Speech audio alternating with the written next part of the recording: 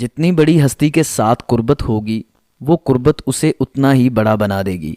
قرآن میں اللہ فرماتے ہیں وَذِكْرُ اللَّهُ اکبر، اللہ چونکہ سب سے بڑا ہے اس لیے اس کی یاد بھی انسان کو دوسروں سے بڑا بنا دیتی ہے۔ حضرت یوسف علیہ السلام کے بھائیوں کے جھوٹے آنسو جب پیغمبر کو دھوکہ دے سکتے ہیں تو اس کے بعد ہم صحیح فیصلہ نہیں کر سکتے۔ ہر بہنے والا آنسو واقعی اعتماد کے قابل ہوتا ہے۔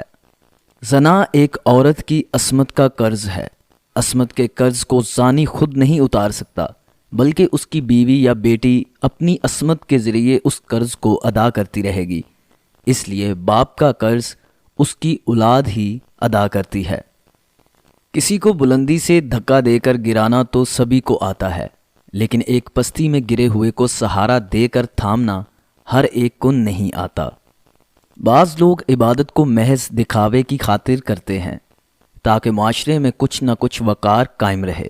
یہ ان کی بدعت ہے، عبادت نہیں۔ آپ کسی پر اس لیے زیادہ ناراض ہوتے ہیں کہ اس سے آپ نے کچھ توقعات وابستہ کر رکھی ہیں۔ اگر آپ توقعات کا وزن دوسروں پر ڈالنا چھوڑ دیں، اس طرح آپ ہر قسم کے گلے شکووں سے نجات حاصل کر لیں گے۔ اگر آپ کی اولاد آپ کے ساتھ بڑھاپے میں سخت نافرمانی اور سرکشی کے ساتھ پیش آتی ہے تو اس کا مطلب ہے کہ آپ آغاز میں ان کی محبت میں خدا کی سخت بغاوت کرتے رہے ہیں۔